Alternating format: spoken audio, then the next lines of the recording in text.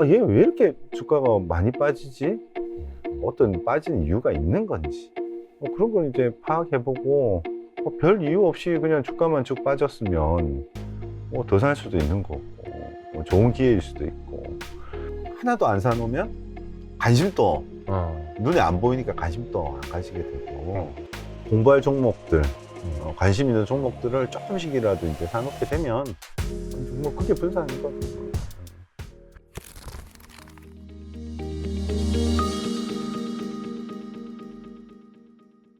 카메라를 보고 얘기해야 돼? 카메라요? 저만 보세요. 어우 심쿵해. 아니 그 형님하고 주식초등학교 때 찍었던 게 2020년 11월이었더라고요. 그러니까 1년밖에 벌써? 안 돼. 1년 반? 1년 반. 네. 시간 너무 빨라. 근데 그때는 진짜 제 핸드폰 하나 들고 그때 갔었잖아요. 그러게. 그래서 막 그 사무실 막 소리 울리고 막 이래가지고 오디오도 너무 안 좋은 사무실 환경이었어가지고 그때 이제 구독자분들한테 너무 죄송했는데 1년 반 만에 드디어 다시 이제 좀 조금은 그래도 갖춰진 스튜디오에서 뵙습니다. 그러게요. 잘 오셨습니다. 이제 뭐 존대를 해야 되는구나. 이제 아니 근데 항상 우리 저기 그렇군요. 김태석 형님이 존대한다고 해놓고 계속 이제 반말이 이제 습관처럼 편하게 나와가지고 미리 좀 양해를 구하겠습니다. 아무 때서나 그러는 건 아니에요. 아 그래요? 네. 아니, 저는 원체 이제 편한 동생이어가지고 편한 뭐 동생이어가지고 딱히 그래도 되게 친한 건 또 아니잖아. 가장 저희가 이제 최근에 본 거는 그때 제가 야식 잡설로 올리기는 했는데 더네이처 홀딩스 그 주총 참석 후기 맞아요. 보였어요? 예. 거기 같이 가셨던 슈퍼개미가 이분입니다, 여러분. 지금 돌아가고 있는 거야? 그럴걸요? 그런가? 네네. 다른 사람들도 거기 남산주성님하고 같이 갔냐고 해서 되게 막 궁금해 하시더라고요. 그날 또 원래 갈 생각은 없었는데 오신다고 하니까 또 이제 겸사겸사 간 거지. 주식이 그렇게 많지는 않아요. 그러니까 제 기준에서는 거의 뭐 저희 집값 수준으로 많이 있는데 그 정도는 있는 것 같아. 예. 집값이 어느 집에 사는지 내가 모르니까 저 약간 변방에 경기도 그 정도 되는 우와! 것 같아. 예, 정확합니다, 여러분. 딱 이제 그 갖고 계시는 그 금액대가 이게 뭐 경기도에 있는 집값 정도. 그래서 본인에게는 이제 많은 금액은 아니지만 다른 사람들이 봤을 때 이제 많은 금액이기는 한데, 그래서 주총에도 그때 좀 의미 있게 같이 참석을 해주셨었고. 그러게요. 예. 근데 그때 저는 좀 힘들었던 게, 형님이 그때 주총에서 마이크 잡고 생각보다 세게 말하는 거예요. 아니 원래 주총 가서도 그렇게 말씀을 하세요?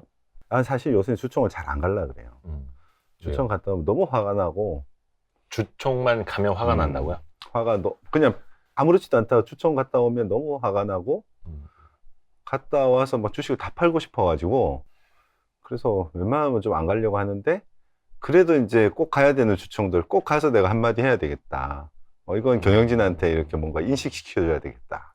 이런 주총들은 가서 더 세게 얘기하지. 그러니까 들으러 가는 게 아니라 말하러 가시는 거예요. 들을 게 별로 없잖아. 우리나라 주총 뭐 가보신 사람들 다 알겠지만 10여 분 만에 시작해서 뭐 동의합니다, 제청합니다, 뭐 땅땅땅 15분, 뭐 아주 길어야 20분. 그러고 나서 뒤에 무슨 다시 질의응답을 해주는 데도 있고, 뭐 안 해주는데 바쁘다고 가시는 데도 있고, 기껏해야 거기 뭐 담당자하고 좀 얘기하다 오는 정도? 아침에 왜 여기까지 왔지? 뭐 이런 이제 생각이 들 때가 있죠.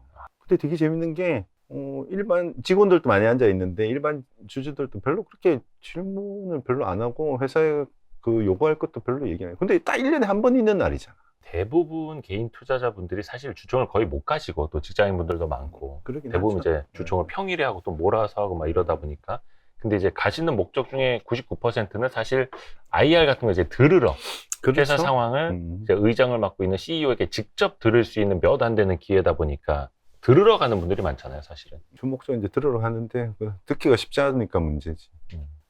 그리고 요구할 것들도 이제 사실 또 해야지. 요구할. 그럼 최근에는 주총을 많이 거의 안 다니시겠어요? 올해는 한 5군데 뭐 이 정도 갔던 것 같아요. 5군데는 많이 가시네요. 네. 몇 군데는 가서 꼭 이야기를 해야 되겠다 싶었고 또 한 군데는 정말 장문에 글을 적어와서 거기서 낭독하고 온 데도 있긴. 회사에서 되게 싫어했겠다. 되게 싫어하더라고.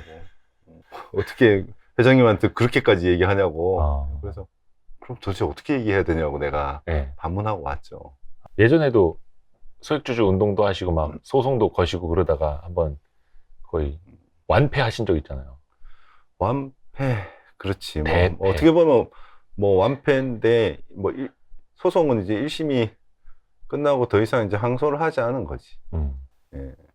근데 지금 요새 우리 사무실도 그렇고, 기업 거버넌스 포럼의 김규수 회장님부터 해서 많은 분들이 개선하려고 하는데, 사실 너무너무 안타까운 일이죠. 그 소송도, 그래서 요새 내가 며칠 전에 벌써 소송이 끝난 지가 좀 됐는데, 소송 판결, 1심 판결문을 네. 다시 한번 쭉 읽어봤어요. 네네네. 다시 읽어봐도 여전히 기도 안 차요. 거의 도저히, 이제 경영상 판단이라는 걸 되게 관용적으로 받아들여 주는 거죠, 법원이. 그러니까 누구나 상식적으로 생각해도 알 수 있는 증거들도 많이 있었거든요. 예를 들면 자회사가 제품을 모회사 대신에 납품을 했는데 제품을 만들 수 있는 설비는 훨씬 뒤에 들어오고 그 말이 안 되잖아요. 설비도 없이 무슨 제품을 만들어요. 근데 회계장부는 그렇게 되어 있는. 이게 어마무시하게 나왔는데 아무 공장도 설비도 없이 만들어서 납품했어. 그 케이스는 그 이른바 오너라고 하는 사람이 그 아들을 위해서 아들 회사 일감을 이렇게 몰아주고 약간 그랬던 케이스였죠. 그것뿐만 아니라 거기는 여러 케이스가 있었는데 그 회사는 요새 그 동원산업 시끄럽잖아요. 네네네. 이제 동원산업의 면제부를 또 근거를 마련해 주는 게 회계법인 이런 데들이 근거를 마련해 주잖아요. 합병 비율이라든지 이런 거. 그렇지 뭐 네. 공정 가치 네. 계산도 해주고 그때 그 회사도 그랬어요. 그때 그 회사도 공장이 큰 게 있고 핵심 공장을 큰아들한테 넘기면서 이 회사 DCF로 뭐 이 회사는 향후에 1년에 뭐 몇 억 정도밖에 못 버는 회사다. 그래가지고 공장 자체를 넘겼어요. 100몇십억에. 네. 아들이 가져가더니 그것도 공장 담보로 전부 은행에서 돈 대출 받아서 자기 돈 10원도 안 들이고 가져갔고 1년 반 만에 100몇십억을 이익을 내서 그냥 싹 가져가. 그런 것들이 그냥 법원에서는 다 경영사의 판단? 이사회의 잘못이 없다. 뭐 이런 식으로 판결을 해버리니까. 근데 그런 거 한번 하면 진이 빠져요. 뭐 보면 19년, 20년도에 제가 쭉 시장보다 항상 잘해왔는데 한 10몇 년을 네. 그 당시에 시장보다 못했어요. 예, 한 2년 정도 한 힘드셨죠. 2년 정도를 뭐 그 외에도 다른 일들도 좀 있긴 했는데 행복하지 않구나 누구하고 싸우는 게 혼자서 외롭게. 그 다음부터는 웬만하면 그런 싸움은 잘 안 하려고 하고 항상 응원은 하고 있고 뒤에서 돕는 정도로. 근데 이제 조금씩 많이 변하고 있는 것 같아요. 정책적으로도 그렇고 지난번 대선 때도 여야 공히 뭐 상법 382조 3항 이거는 이제 개정 필요성을 다들 이제 공언을 좀 했고 그래서 조금 스스로 좀 많이 변하려는 것 같아요. 변하고 있기는 한데 속도가 너무 느려요. 그리고 여전히 법적으로 문제 없다라는 미명하에 근데 사실 따지고 보면 법을 어떻게 적용할 거냐에 따라서 충분히 법적으로도 문제가 있는데 네. 그러니까 법원에서 그런 결정을 잘 안 내려주죠. 그래서 나도 되게 누구 지금 언론 뭐 유튜브나 이렇게 이제 뭐 카메라 앞에 두고 얘기하는 게 굉장히 오랜만이에요. 네. 거의 뭐 그런 이제 섭외나 얘기 그런 게 있으면 사실은 다 이제 죄송합니다 하고 이대호 기자 좀 사람이 좀 찔기다 그래요. 내가 웬만하면 약속은 좀 지키거든. 입으로 내뱉은 말은 지키려고 노력하는데 네. 이번 달 이런데 그럼 다다음 달쯤 어떠세요? 그럼 그때 뭐 한번 생각해보자 이러면 하여튼 이 자리에 와게 되고. 근데 너무 오랜만에 오셨어요. 1년 반에. 저희 이제 Y3 시작한 지 거의 1년 다 됐어요. 딴 데를 나간 적이 없다니까. 그리고 또 하나가 내가 이제 나이라고 얘기하면 그렇지만 네. 단어들이 생각이 잘 안 나요. 말주변도 그렇게 뭐 좋은 편이 아니라서. 그 말씀 재작년에도 하셨는데. 그러니까 그때도 그래서 말주변 별로 안 좋잖아. 별 말씀을 또 한 번 질문하면 또 혼자 한 10분 동안 얘기하면서. 그게 또 문제지. 네. 우리 와이프가 나가서 좀 혼자 떠들지 말고 재미도 없는 거. 그래도 요즘에 투자도 훨씬 더 열심히 하시잖아요. 항상 전화 드리면은 거의 10번 중에 7, 8번은 형님 뭐 하세요? 그러면 잔다. 나머지는 형님 뭐 하세요? 그러면 이제 일어났다. 거의 둘 중에 하나던데요. 열심히 하고 있다고 얘기했는데 때로는 자야 될 때가 있어. 요즘 참 하여튼 시장이 계속 안 좋잖아요. 시장이 좋은 것 같아요 나는.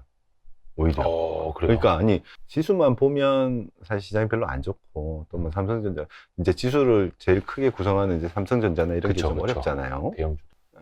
우리처럼 이제 가치 투자자들 특히 이제 자산도 중요시 여기고 수익도 중요시 여기고 뭐 이런 투자자들이 갖고 있는 종목들이 네.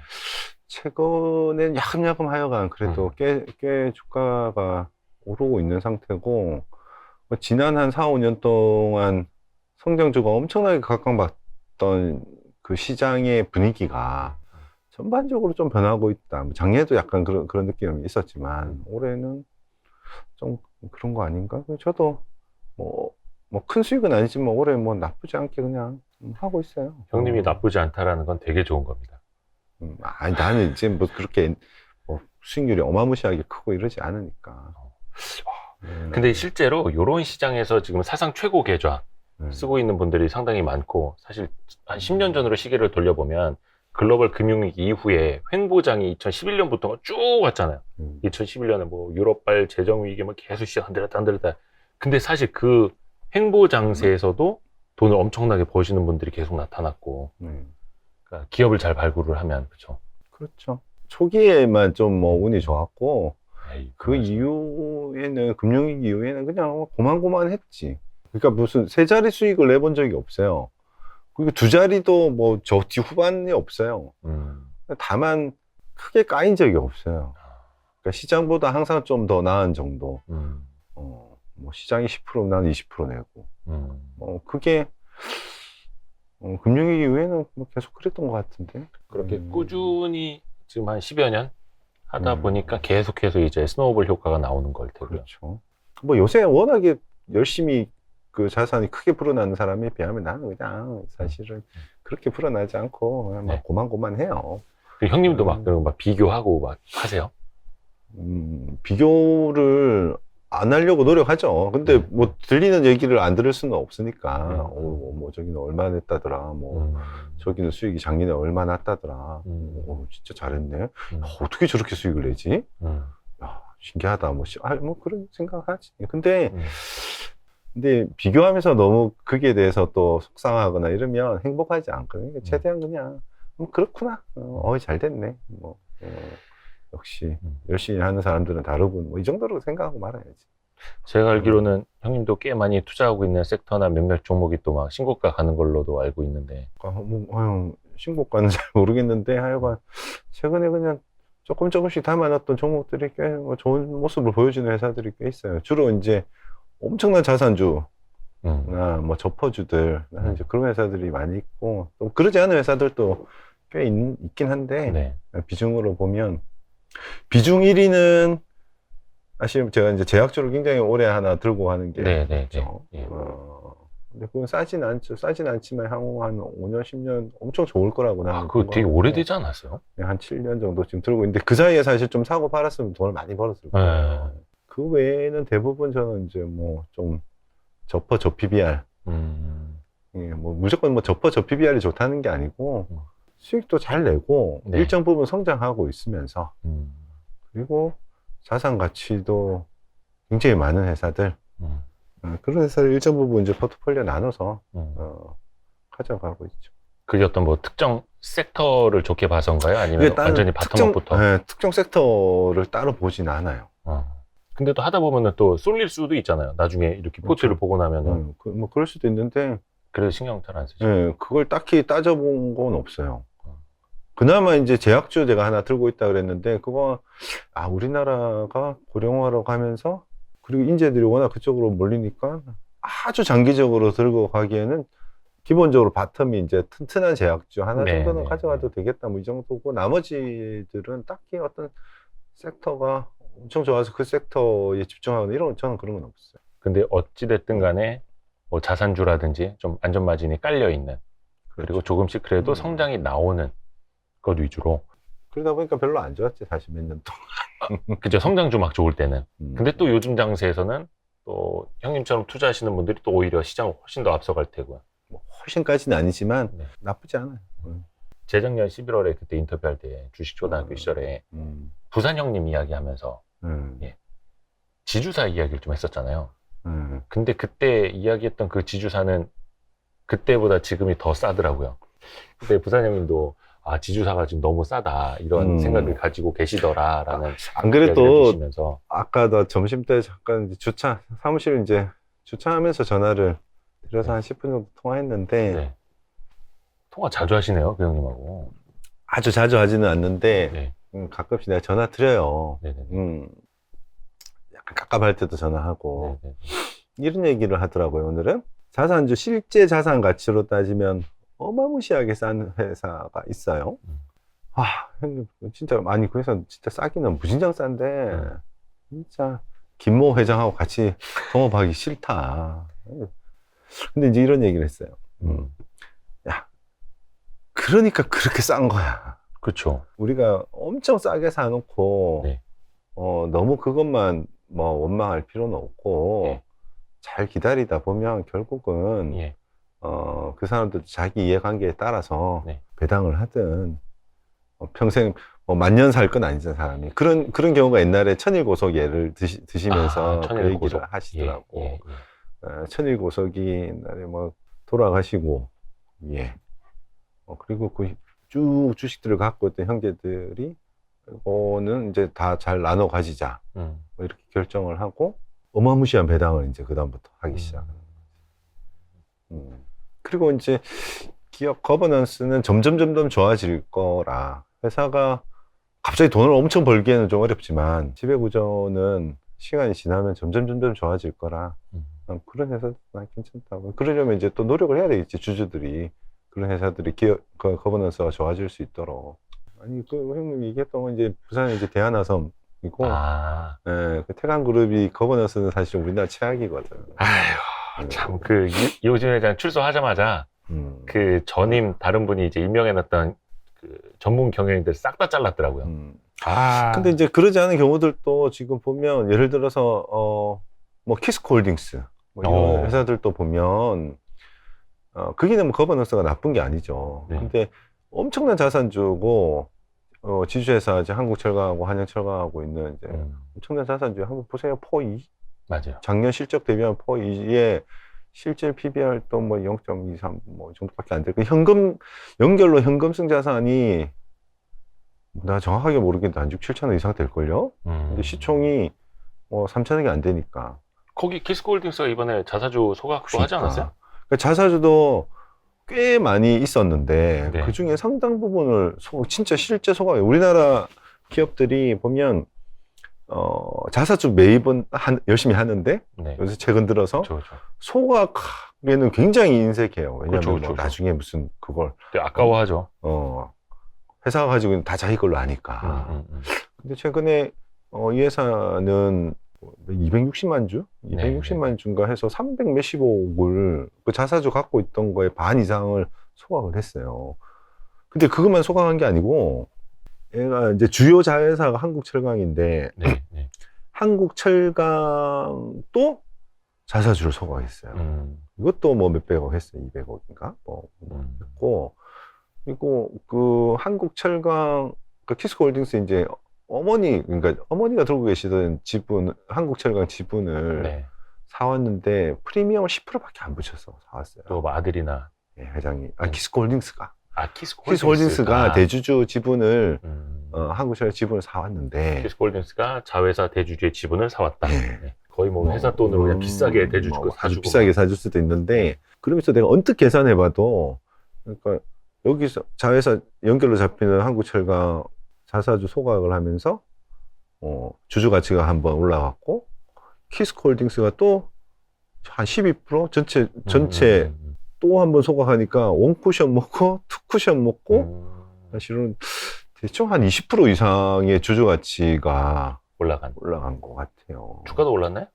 주가는 조금 그만큼 올랐나? 네, 바닥에서는 조금 올라왔는데 그러니까 이거는 그 회사도 사실 좋고 대주주도 좋고 그렇죠. 소액주주도 좋고 윈윈할 수 있는 구조가 되는 거죠. 그래서 요새 많은 이제 기관뿐만 아니라 투자자들이 요구하는 이제 자사주 매입 소각 이게 사실은 다 좋은 거예요. 여력이 되고 충분한 자금이 있다면. 사실 근데 그렇게 변하려고 그걸 깨닫는 데까지 되게 오래 걸리는 것 같아요. 회사들은 별 필요성을 못 느끼고 괜히 이제 남 좋은 일 시킨다고 이제 생각하는 대주주들이 되게 많기 때문에 너무너무 많고요. 이게 그 간격을 비단 좀 좁혀야 되는데 코스다 상장사 CEO 뭐 동네 아는 형이든지 뭐 네. 이렇게 그런 자리에서 이런 얘기를 하잖아요. 이빨도 안 먹혀요. 왜 그걸 소각해야 되는지에 맞아요. 대한 네. 이해를 전혀 못하고 그것도 회사 자산이고 주주들은 매번 바뀌는데 그 사람들을 위해서 내가 그렇게 해야 되나 뭐 이런 생각을 많이 갖고 뭐 그런 사람들이 많아요. 맞습니다. 근데 이제 그런 걸 계속해서 주총 가실 때 또 오히려 계속 제안을 하시고 막 그에 대한 뭐 필요성도 역설을 하시고 이런 거잖아요.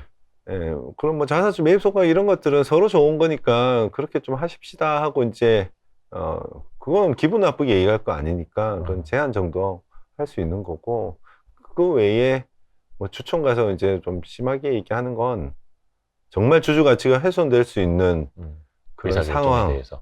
의사결정 눈에 보이는 그런 것들 뭐 터널링이라든지 자회사를 설립해서 지금 물적 분할하지 말라니까 이제 자회사 다 설립해가지고 그걸로 민다든지 100% 자회사 해놓고 여기서 뭐 딴 거 하고 있고 100% 자회사가 아니고 이런 경우가 지금 많아질 것 같거든요. 보면 물적 분할이나 뭐 이런 것들이 이제 문제가 생기니까 그 전에 사업부에서 많이 했던 걸 네. 이제 어느 정도 가시적인 성과가 나올 것 같으면 법인 하나 설립하는 거예요. 이걸 100% 법인으로 두면 그나마 나은데 이제 상당 부분은 대표이사나 임원들이 나눠 가지는 거지. 일부만 가족들이 가족들뿐만 아니라 뭐 임원들이 뭐 예를 들어서 회사 지분율 51%, 그다음에 기존 대주주들이 나머지 한 49% 그렇지. 나눠 갖고 그건 전부 다 회사 돈으로 했는데 연구개발 수년간 연구개발도 다 회사 돈으로 했고 현재도 다 회사 돈으로 하고 공장도 회사 돈으로 했는데 영업 양수 하면서 헐값에 그냥 넘겨버리는 거지. 근데 그런 의사결정이 나타날 때 이게 사람들마다 성향이 혹자는 에이 퇴퇴퇴 하면서 빨리 그냥 치워버리고 나도 그럴 때 떠나는 사람들이 있고 막 가서 싸우는 사람이 있고 근데 그건 상황에 따라 달라요? 상황에 따라 다른데 나는 웬만하면 사실 싸우기 싫어요. 많이 싸워서 정확히 말하면 많이 싸우다 지쳐서 뭐 그런 것도 있고 싸워봐야 잘 안 변하니까 그렇죠. 내 수명이 짧아지는 것 같고 근데 예전에 또 부사장님 얘기해서 그러긴 한데 그거 했을 때 너의 감정을 너무 그렇게 소모하지 마라. 그리고 하지만 어쨌든 간에 그런 얘기를 또 가서 한 번씩 하고 회사에 제안하고 해야 조금씩이라도 변할 거 아니냐. 그래서 이제는 가서 너무 화가 나는데 이제 화를 내는 것보다 그냥 툭 던지고 그래도 할 거 했다. 던지는 게 아니던데 뭐, 제가 봤을 때 너무 세게 얘기해요. 경상도는 말투가 그래서 그렇지. 그거 뭐 아니요, 되게 이미 의상에서 말하는 것처럼 들리더라고. 말투가 그래서 부산 가서 지하철 타면 다 싸우는 것처럼 보여. 저 사람들은 왜 맨날 싸우고 있지? 아니 그저께 무슨 이제 온라인으로 우리 또 스터디 하는데 거기서도 조금 너무 비싼 회사를 얘기하길래 내가 몇 마디 했는데 아무 말 조용해. 그랬더니 형 혹시 화나신 거 아니시죠? 나 전혀 화나지 않았어. 지금도 이제 기분이 좋은 상태입니다. 지금 최대한 그냥 목소리를, 아주 기분 좋고요. 컨디션도 좋은 상태입니다. 그 부산 형님 참 자기 얘기하는 거 되게 싫어할 건데. 아 그래요? 안 볼 거니까 상관없어요. 저는 인터뷰 할 때마다 그분을 말씀을 드리고 있는데 내가 사실 되게 존경해요. 존경한다는 그렇죠. 말은 개인적으로는 한 번도 안 해봤지만 이럴 때 한 번씩 해줘야지 또. 이제 투자 경험이 되게 오래됐고 같이 투자를 하시고 어느 정도 약간 이제 뭔가 득도한 것 같고 근데 저분은 과연 시세에 일희일비 하지 않을까? 아니 시세에 일희일비 안 하지 않을까? 나는 해. 일희일비 하세요? 그럼요. 오르면 좋고 떨어지면 시세에도 매일 보시고. 그렇지. 안 보는 날은 없으세요? 안 보는 날도 많이 있지. 안 보는 날도 있으시고. 뭐 주로 이제 어디 골프 골프장 가 있거나 골프장 가 있고 그러면 뭐 그거 보고 골프하고 뭐 이러면 그 멀티로는 잘 안 돼요. 근데 그래도 매일매일 뭐 장마치고라도 저녁이라도 이렇게 하기는 하는데 나는 그게 일인데 내가 직업이 그건데. 그리고 또 일일비 하시고. 그렇죠. 그 외에 그 좀 많은 투자자분들한테 그냥 계좌 보면서 일일비 하지 마라라는 이야기들을 선배들이 많이 해주시잖아요. 그런 이야기는 그러면은 못 하시겠네요. 아니, 또 그런 얘기 또 하지. 이거 똑같아요. 내가 얘기했지. 똑같다고. 고수들도 하루하루 짜증내고 신경질 내고 똑같다고. 그럼. 똑같은 인간이라고. 당연하지. 아니면 그게 뭐 산에 들어 도 닦는 사람이지. 아니, 뭐 도사가 아니니까. 자산이 뭐 하루에 훅 빠지거나 주가가 빠지면 화가 나지. 근데 이제 그러고 나서 얘 왜 이렇게 주가가 많이 빠지지? 하고 왜 빠지는지 이유가 없는 건지, 어떤 빠지는 이유가 있는 건지, 그런 걸 이제 파악해보고 별 이유 없이 그냥 주가만 쭉 빠졌으면 더 살 수도 있는 거고, 좋은 기회일 수도 있고. 오히려 때로는 주가가 올라서 막 짜증날 때도 많이 있거든. 아, 올라서 짜증날 때 원하는 비중 못 줬는데. 이게 좀 좋아 보여서 조금 사봤어. 네. 이제 막 탐방을 잡아놓고 회사를 좀 열심히 이제 좀 알아봐야 되겠다. 이제 탐방 한 일주일 뒤에 이제 가기로 돼 있는데 그 사이에 다 올라버려. 주가가. 소리 짜증이 나지. 잘 모르면서 뭐 따라 살 수도, 뭐 그걸 뭐 의미 있게 막 담을 수도 없고.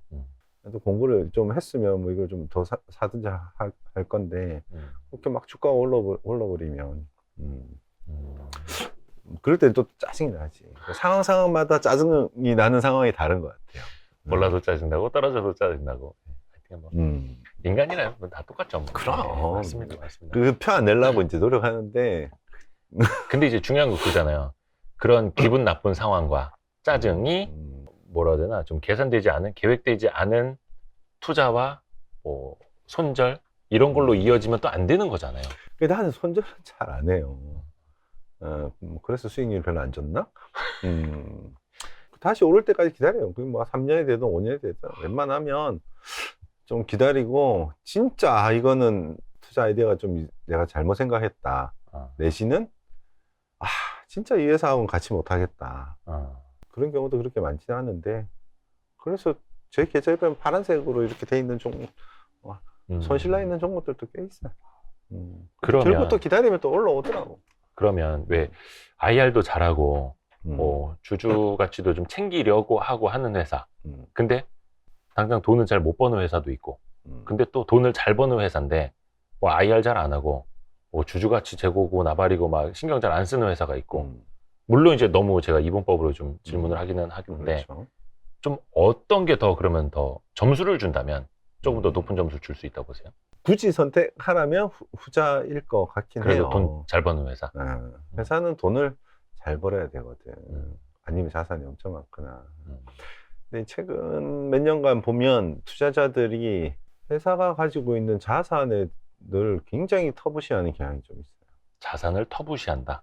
무시하는. 그게 어떤 의미일까요? 그러니까 우리가 뭐 지표로 보면 PBR, 회사가 가지고 있는 뭐 자산은 거의 신경을 안 쓰는 그런 투자자들이 굉장히 많더라고요. 아니, 이해를 하는 측면도 있지. 왜냐면 그거 뭐 회사가 아무리 자산이 많아도 그걸 나눠줄 생각을 잘 안 하니까. 그렇죠. PBR 아무리 낮아도 그 순자산 가지고 뭐 국 끓여 먹을 것도 아니고, 주주들한테 뭐 소고기 묵국 끓여서 나눠줄 것도 아니고, 그거 갖다가 뭐 수익을 창출을 해야 되는데, 거기다 뭐 건물을 지어서 뭐 임대 사업이라도 하든지, 근데 그것도 아니고 뭐. 근데 이걸 역으로 또 얘기해 보면, 네. 지금 엄청 수익을 잘 내고 있고, 네. 향후에 좀 뭐 수익이 잘 난다 해도, 네. 결국은 그거 벌어가지고 회사의 자산을 우리 다 나눠줄 것도 아니고, 그렇죠. 그런 회사들이 또 배당도 인색하고 안 나눠주잖아. 네. 근데 그러면 결국은 또 걔네들이 그게 자산으로 쭉 쌓일 건데. 네. 그렇죠. 사실은 결국 벌어서 쌓아놓은 잉여금이 이제 자산이 되는 거니까. 예를 들면 내가 지금까지 이제 벌어놓은 돈이 있잖아요. 네. 어느 정도. 그래도 한 20년 가까이 지금 주식 투자, 20년 넘게 주식 투자 하면서 뭐 몇백억 벌어놨다고 쳐요. 네. 뭐 예를 들면 300억에 칩시다. 네. 네. 이제 막 시작했는데, 자산은 뭐 한 10억, 20억, 아니 30억이라고 쳐요. 누군가. 네. 그 두 사람을 똑같이 비교할 수는 없잖아. 그리고 부동산 같은 경우도 그 몇 년 사이에 엄청나게 올랐는데, 회사가 가지고 있는 부동산은 또 전혀 주가에 반영을 안 해주는 경우도 많거든요. 네. 근데 이런 경우는 대개는 이제 그렇지 뭐 이슈가 없어서 사회적으로 관심이 없거나, 네. 투자자들이 아니면 저렇게 있어봐야 뭐 나하고 나누겠어? 그래서 이제 대주주들이 회사 경영진들이 그런 것들은 이 주가에 반영될 수 있도록 노력하고 또뭐 IR도 하고 또 때로는 그런 것들을 나누기도 하고 이래야 되는데 우리가 지금 그게 안 되고 있으니 이제 그게 안 되는 상황이 오래 가다 보니까 네. 오래 가다 보니까 오히려 지금은 투자자가 그딴 말로 하면 이제 알아서 기는 그런 상황이 된 것 같아요. 이제 이거 좀 다른 얘기긴 한데 뭐 물적 분할 얘기도 조금 생각해 보면 네. 우리가 최근 한 1년 사이에 가장 많이 물적 분할 관련해서 가장 많이 회자된 얘기가 네. LG화학하고 LG LG엔솔이에요. 네. LG엔솔이 100조 받는데 LG화학은 30조, 40조밖에 못 받아. 근데 LG엔솔의 지분을 LG화학이 한 80% 이상 갖고 그렇죠. 있어서 시가로는 80조죠. 80조가 되는데 그게 그냥 단순하게 물적 분할 때문일까? 아니 이게 이론적인 거하고 실제하고를 좀 따져봤으면 좋겠다는 생각을 많이 하거든요. 그럼 물적 분할이 무조건 잘못된 건가? 물적 분할 싫어요. 네. 싫은데 그리고 지주회사한테 이게 정말로 안 좋은 건가? 나는 이제 그런 생각을 많이 했어요. 물적 분할이 요새 뭐 그냥 공공의 적처럼 돼 있잖아요. 네. 물적 분할 물자만 나오도 그냥 경기를 일으키죠. LG그룹을 옹호하려는 게 아니고 네. 이렇게 생각해 보면 이론적으로 LG엔솔이 상장하기 전에 네. 아마 장부가를 뭐 한 8조나 뭐 한 10조나 이렇게 돼 있었을 거예요. 네. 근데 이제 대규모 투자가 필요하잖아요. 네. 불과 한 20%의 지분만 희석시키면서 20조를 땡겨왔어요. 그러지 않으면 투자금을 어떻게 땡겼을 거냐 하면 삼자 배정 유상증자를 하거나 한 시비를 발행하거나 아니면 이제 뭐 부채를 끌어다 쓰거나 했을 거라는 거예요. 네. 그래서 뭐 8조, 10조 정도 장부 가치로 받고 있던 걸 시장에서 100조를 평가받아요. 네. 이것만 놓고 보면 지주회사 입장에서 굉장히 성공한 케이스가 그렇죠. 되는 거지. 상장을 하면서 지분 20%를 상장하면서 20조를 공모를 땡겨올 수 20% 있으니까 기존 주주들은 크게 자기 주식 가치가 크게 뭐 20% 정도 한 2조 하는 걸 10배 더 받았으니까. LG화학과 LG화학 주주들 입장에서는. 근데 거기까지만 놓고 보면 그러한데 근데 문제는 동시 상장이 되다 보니 더블 카운팅 이슈가 생기고 정말 알짜는 다 LG 엔솔로 가버리고 그것도 나는 좀 다른 생각을 해요. 네. 더블 카운팅이라는 건 말이 안 되는 사실은 네. 논리라고 나는 보거든요. 예, 더블 카운팅을 교집합 부분을 안 보고 자꾸 네. 이제 떨어져 있다고 생각을 사람들이 해요. 예. 이거 핵심은 나는 하나라고 보는 게 네. LG화학이 LG엔솔의 지분 가치를 그대로 평가만 받는다면 이런 논란은 하나도 없어요. 그렇죠. 그러니까 예를 들어 LG엔솔이 100조인데 LG화학이 뭐 한 8, 90조든 아니면 사실은 뭐 100조 이렇게 받으면 문제가 다 해피한 거죠. 근데 왜 못 받을까? 네. 나는 여기에 이제 좀 고민스러운 게 있다는 거지. 답을 찾으셨나요? 답은 내가 못 찾았는데 나는 이렇게 이해하기 시작했어요. 금덩이가 하나 있어. 네. 10억짜리 금덩어리가 하나 있는데 이 금덩어리가 밖에 이제 놔놓고 바짝바짝하고 누구나 볼 수 있고 누구나 이걸 같이 나눠 가질 수 있다고 생각하면 10억의 가치를 받아. 네. 10억짜리니까. 네. 이 10억짜리를 2억짜리 금고에 탁 집어넣었어. 그럼 얼마야? 12억이었잖아. 그렇죠. 10억짜리 금고 통째로는. 금고 통째로는 안에 10억짜리 들어있고 네. 2억짜리니까 금고가 12억짜리인데 일단 눈에 안 보여. 근데 더 문제가 금고 비밀번호를 대주주가 띡띡띡띡 누르더니 이 비밀번호 나만 알고 자기만 알고 있는 거야. 그렇죠. 아니면 열쇠를 탁 잠가놓고 필요할 때만 내가 이걸 금덩어리를 뭐 빼서 쓰겠다. 인적 분할을 해도 이제 우리나라에서 문제가 인적 분할한 이후에 지주회사 자회사 나눈 다음에 대주주들은 모회사를 사잖아요. 어쨌든 뭐 수합을 하든 어떻게 해서. 근데 시장에서 어떻게 반영하냐면 자회사는 거의 뭐 상한가 가듯이 하고 모회사는 하한가 가듯이 이제 이렇게 돼서 대주주가 그 별반 힘들이지 않고 모회사의 지분을 잔뜩 취득할 수 있도록 그렇죠. 만들어요. 근데 이게 처음부터는 어땠을까? 나 되게 궁금했거든. 처음에는 아마 그렇게 수합을 하려고 그 회사에서 굉장히 노력을 했을 거다. 이제 음. 인적 분할 얘기예요. 이건 또 다르게 네네. 인적 분할을 한 다음에. 근데 지금은 굳이 노력하지 않아도 시장이 알아서 그게 오래되다 보니까. 그러니까 물적 분할, 인적 분할 그 동시상장의 이해상충 관계도 물적 분할의 이해상충 관계도 사실은 지주회사에 딱히 나쁠 게 없어요. 성장하는 회사들 같은 경우에. 저는 여기서 하나 포인트를 짚고 싶은 게 100%로 떼내건 음. 뭐 몇 퍼센트로 떼내건 동지 상장을 하건 안 하건 어차피 지주회사가 지분을 갖고 있으니 여기에서 벌어서 배당을 주고 그 배당금을 또 여기 주주들에게 주면 어느 정도는 상쇄는 저는 된다고 보거든요. 그러면 되는데 엄청 투자할 게 많은 성장하는 회사를 떼서 물적 분할을 하면 못 주죠. 거기서 배당을. 배당 받을 돈이 없지. 그게 제일 문제죠. 그래서 이건 진짜 미국이 너무너무 합리적인 게 주식을 다 그 주주한테 텍스 프리로 배당을 한다니까. 그런 사례가 되게 많아요. 아니, 조금 이게 뭐 이해가 안 가. 내가 이제 대충 얘기해서 그런데 네네네. 예를 들면 이제 LG 화학이 LG 엔솔 주식을 쭉 갖고 있잖아요. 네. 80% 들고 있잖아. 네. 그럼 LG 화학의 주주들한테 쭉 다 나눠주는 거지. 안분 비례해서. 그럼 아무 문제가 없어. 그러면 이제 LG 화학은 LG 엔솔의 주식을 하나도 안 갖고 있고 LG가 한 30% 가질 거고 나머지 주주들이 다 가지. LG 화학 소액 주주들도 LG 에너지 솔루션 지분을 비례해서 똑같이 가질 수 있는. 그렇게 하면 아무 문제가 맞아요. 없지.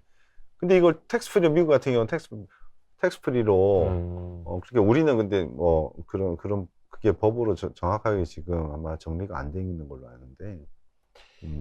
뭐 하여튼 우리나라에서 그래서 물적 분할이라든지 거의 뭐 경기를 일으킬 정도로 많은 분들이 이제는 뭐라 해야 될까? 그러니까 속된 말로 LG 엔솔이 정말 대한민국 경제사에 큰 획을 그었다고 저는 농담 반 진담 반 이야기를 하거든요. 근데 이것도 생각해 보면 불과 뭐 한 1, 2년, 2, 3년 전만 해도 자회사가 뭐 상장된다 그러면 막 주가가 막 올랐잖아. 네네네.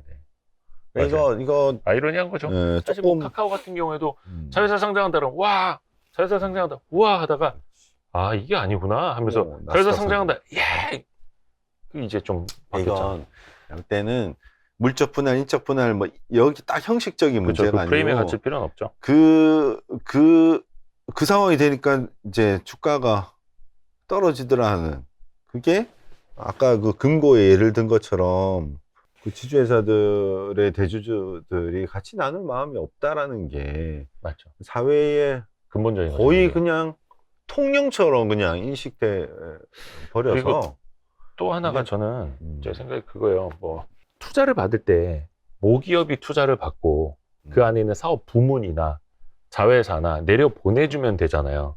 근데 그러면 결국에는 이 모기업의 지분율이 희석이 되니 특히 우리 회장님 지분이 희석이 되니 다 같이 여기 투자 받는 건 싫어. 여기에다만 투자 받고 다시 떼어내서 상장할 거야. 그리고 우리의 지배력은 유지가 되니까 이거잖아요. 근데 이게 미국 같은 경우에도 사실은 저는 이번에 놀란 게 트위터 창업자 잭 도시의 지분율이 2.25%밖에 없더라고요. 그나마 일론 머스크나 뭐 테슬라 좀 지분율이 좀 많은 편인데 딴 사람들은 정말 지분율이 다 단자릿수로 떨어져 버리잖아요. 계속 투자를 받고 회사가 성장을 할수록 물론 그걸로 이제 기업 규모는 커져가니까 절대적인 금액으로는 커지는 거지만 그렇죠. 근데 우리나라는 이른바 재벌 총수라고 하는 사람들이 오너라고 하는 사람들이 창업자인 사람들이 지분율이 희석이 되면 큰일 나는 줄 아는 거죠. 대단하게 막 경영권 문제가 생긴 것 같고. 근데 미국은 다 빅테크 기업들의 최대 주주는 다 ETF 운용사들이잖아요. 근데 우리나라는 그럼 큰일 나는 줄 알아요. 국민연금이 최대 주주 되잖아요. 그러면 막 경제지들에서 막 대서특필을 합니다. 뭐 국민연금이면 경영권 뭐 어떻게 한다 막.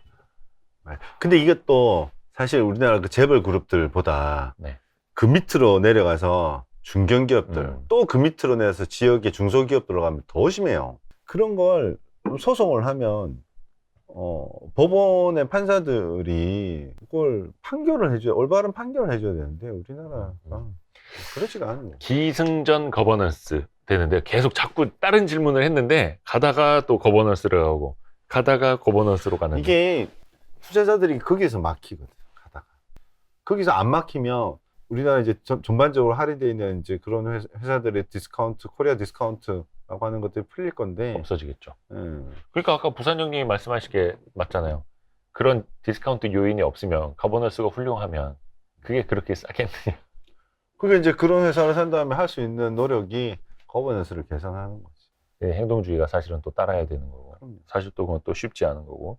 너무 재미없는 얘기들인가? 네, 거버넌스 얘기만 하면 조회수가 안 나오더만 보니까. 맞아요. 근데 사실은 저희도 이야기를 하는 게 그게 제일 중요한 거거든요. 맨날 막 코리아 디스카운트, 코리아 디스카운트. 우리나라가 거의 PR이 전 세계 꼴찌 수준이잖아요. 브라질보다 조금 넘나 아마 그 정도 수준일 거예요. 근데 거기에 저희 차지하는 거의 9할이 다 저는 거버넌스 문제라고 보거든요. 그건 잘 근데- 편집해서 하면 되겠네. 아, 근데 이게 편집이 어렵고 많은 분들이 거버넌스는 머리 아파요. 근데 재미가 풀어야죠. 없지. 네, 재미없죠. 정말 중요한 일임에도 재미가 없지. 저희도 항상 뭐 방송에서 여러 번 이야기를 했지만 정말 중요한 문제 이야기하면 정말 관심이 없습니다. 근데 정말 안 중요한 이야기하면은 관심들을 많이 가집니다. 자, 뭐 사야 됩니까, 종목? 그러니까 그런 얘기가 재밌는 거지. 예. 지금 이제 내가 좀 물어보고 싶어. 최근에 그런 비중 제일 많이 씻고 있는 아니 나는 아까 얘기했던 뭐 대형주가 제일 많아요. 다 최근에는 내가 주식을 그렇게 적극적으로 사고 있는 건 별로 없고 내가 종목 되게 많다 그랬잖아요. 막 한 5, 60개 이렇게 넘게 5, 있는 것 60개? 같아요. 아유, 5, 60개. 저희 PD님이랑 비슷하네요. 아 그런가? 네, 비슷해요. 5, 60개. 요새는 그래도 조금씩 사고 있는 회사들을 보니까 돈 꽤 잘 벌고 있는데 엄청나게 이제 뭐 자산이 많은 회사들 뭐 그런 회사들 조금씩 사고 있어요. 한동안은 내가 또 그런 회사를 잘 안 샀거든. 아 정말 속이 상해가지고 아까 얘기했던 키스콜딩스 조금 그걸 추가로 조금 더 샀는데 그렇게 많지 않아요. 뭐 조금 있어요. 생각해보니까 야 이렇게 자산 가치도 좋고 지금 철강 경기도 좋고 돈을 엄청나게 버는데 그래도 이렇게 자사주 다 양쪽으로 소각하고 뭐 딱히 대주 지분을 그렇게 비싼 가격에 안 사고 하는 것 같으면 그래도 이런 회사들이 좀 변하고 있는 거 아닌가. 맞아. 그 동원산업 관련해서 이제 기자회견 하신 네. 거 보다가 좀 변하는 회사들을 조금 더 사도 괜찮겠다. 뭐 이런 생각이 들어서 오늘 조금 샀고요. 혹시 올해 배당금은 한 얼마나 받으셨어요? 대충 한 4, 5 정도 되지 않을까? 4, 5억? 싶은데. 네. 배당만? 네. 그 포트 1, 2위가 사실 배당을 별로 안 주는 회사고 아, 나머지는 다 배당이 많은 회사들이에요. 금융주들이 많잖아요. 모든 지표나 실적이나 배당이나 뭐 나쁜 게 하나도 없어요. 뭐 주가만 나쁘죠. 주가도 작년하고 올해 많이 올랐어요. 아, 그래요? 아, 맞아. 특히 이제 지방 지주사. 네. 저도 많이 포트에 올랐어요. 보니까 한 4, 5년 동안 배당도 꾸준히 받았는데 뭐 한 60, 70%씩 다 이익이 나 있던데. 그러니까 누적으로 배당까지 합치면 아니 그냥 배당 빼고 배당 빼고. 몇 년 동안요? 글쎄 뭐 오래 들고 있었던 거는 뭐 한 6, 7년 또 넘게 들고 있었던 거 같고 뭐 최소한 3, 4년 이상씩 들고 있었으니까 배당까지 따지면 뭐 하여튼 수익이 꽤 나 있어요. 혹시 그 투자 금액이 좀 소액일 때랑 좀 투자 금액이 커졌을 때랑 투자 스타일이 좀 변하고 이런 게 있나요? 아니 사실 원래 그런 게 없어야 되는 것 같긴 한데 네. 정책적으로 예. 대주주 양도세 문제 때문에 그 이제 종목이 좀 많아진 것도 사실은 좀 있고 세금을 내는 것 자체가 이게 불합리한 측면이 되게 많이 있거든요. 이 대주주 양도세. 네. 왜냐하면 이게 그 2월 통산도 안 되는 데다가 네. 그래서 또 일일이 다 계산 또 개인이 또 다 해야 되는 상황이라 되게 짜증나요. 세금 내는 것도 아까울 수 있지만 그 돈을 떠나가지고 다른 네. 자질구레한 것들 신경 써야 되는 것들이 굉장히 불편하게 만들어요. 그래서 뭐 그런 측면 때문에 이제 좀 종목을 더 많이 가져가는 것도 있고 이제 저는 이제 배당주를 되게 좋아하니까 5, 60개 종목이면 그 뭐 이슈 체크하는 것도 진짜 쉽지 않겠네요. 그러니까 이제 뭐 수익률이 줄어드는 거지. 어, 대신에 안정을 가져가는 거지. 분산이 돼 있으니까. 또 열심히 공부하는 사람들은 종목을 그렇게 가져가면 안 돼요. 한 10개 안쪽? 뭐 이 정도 가져가면 적당할 것 같고 게으른 사람들은 뭐 이렇게 종목을 좀 많이 가져가도 괜찮고 그렇다고 게으른 이게 다 사람이 종목이 많은 거죠? 당연하죠. 예. 그리고 누구 있나? 당연히 종목이 그렇게 또 많아도 이걸 안분해서 전략적으로 안분해서 가져가는 사람들도 있지만 뭐 저는 그렇지는 않거든요. 어떤 종목들은 많고 어떤 종목들은 조금씩 있고. 근데 예전에 하신 말씀 중에 그런 말씀이 있더라고요. 집중 투자를 하려면 분산 투자부터 시작하라. 분산 투자했다가 집중 투자했다가 분산 투자했다가 뭐 이렇게 되는 거 아닐까? 그래요? 이거 정말 살다 보면 인생 맛집이야 하는 거 있는 것처럼 아, 인생 종목이야. 이 회사는 진짜 오를 수밖에 없어. 크게. 네. 뭐 이런 종목을 뭐 열심히 이제 뒤지다 보면 그런 종목을 만나면 그런 종목에 비중을 많이 실어야 되겠죠.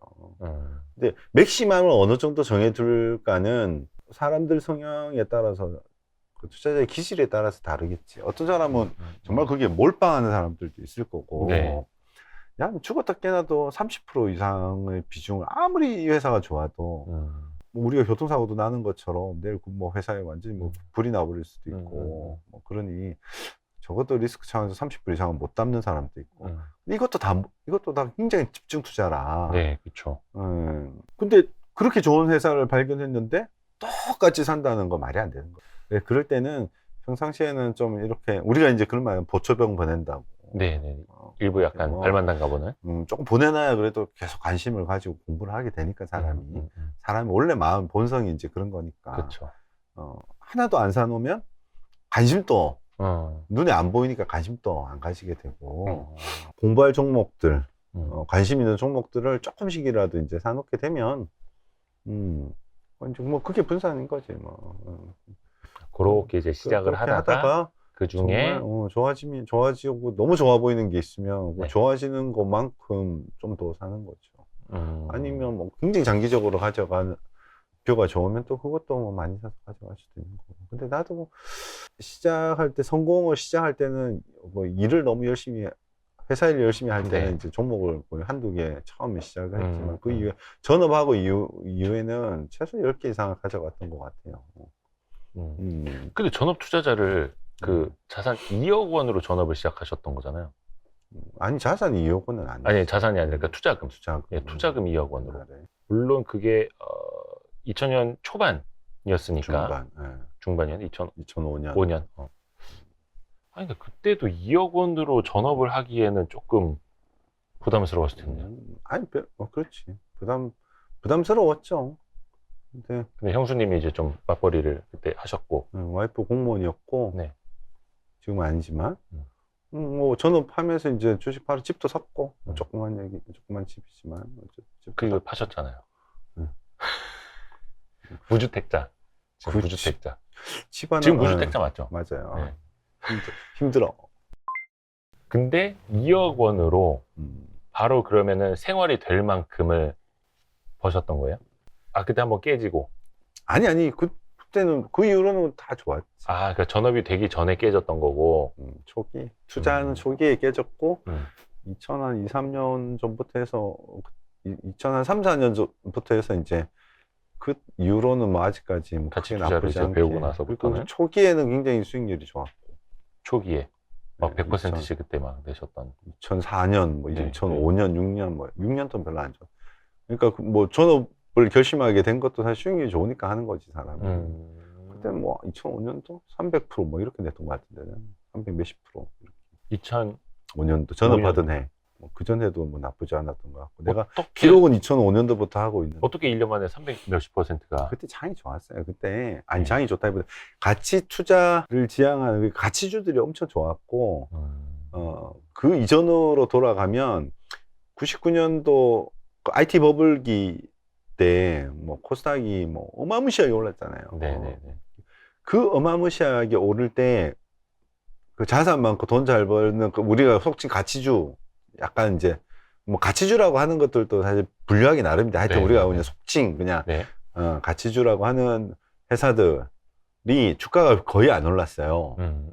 근데 IT 버블이 꺼지고 2000년 후반부터 꺼지고 2001년도 완전히 꺼질 때 안 올랐던 것들 같이 다 내려.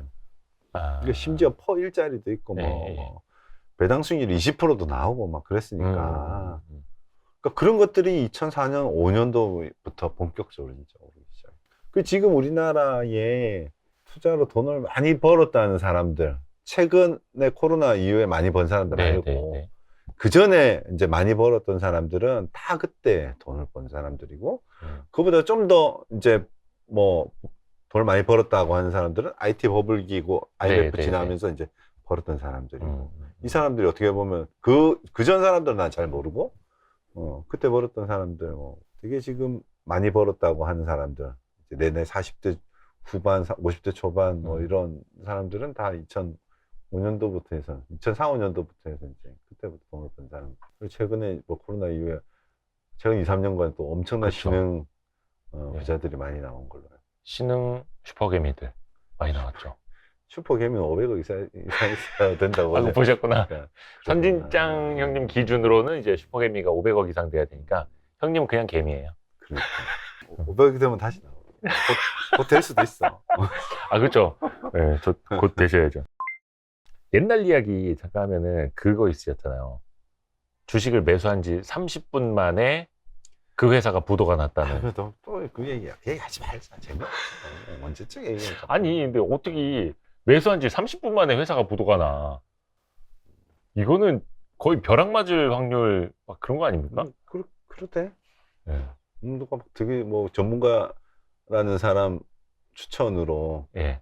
팍스넷 네. 그 사이트 가장 유명했고, 아. 그렇게 이제 전문가라는 사람들 이런 적 없어요? 그 옛날에 팍스넷에 아마 그런 뭐 문자 보내주고 막 뭐 중간에 땡땡 하는 거야. 뭐 일부 설명을 막 하고 이름만 알고 가려놓고 이름만 가려놓는데 그 설명을 가지고 돈은 안 내고 이 종목이 뭔지 이름을 찾으려고. 보려면 돈 내야 되고. 그렇지.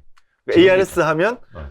뭐 5분 넘게 딴 얘기만 하다가 도저히 못 참아서 끊어버리는. 뭐 지금의 이 저희 남산주성 슈퍼개미 김태석 선생님도 한때는 그런 리딩 한 적이 있어. 결국은 못 듣고. 근데 거기서 추천한 게 30분 만에 부도가 난 거예요. 와. 보니까 되게 그럴듯하더라고. 그때 이제 처음으로 재무제표라는 걸 보기 시작했는데 회사도 탄탄했어요. 그래서. 근데 재무제표가 나쁘진 않았고 좋은 회사였어. 그러니까 흑자도산이라든지 고이부도 그 얘기만 해주세요. 그 회장님 집까지 찾아가서 400만 원을 받아낸 이야기. 한번 깡통 차고 부동산으로 돈을 좀 벌었었고 초기에 나는. 네네네.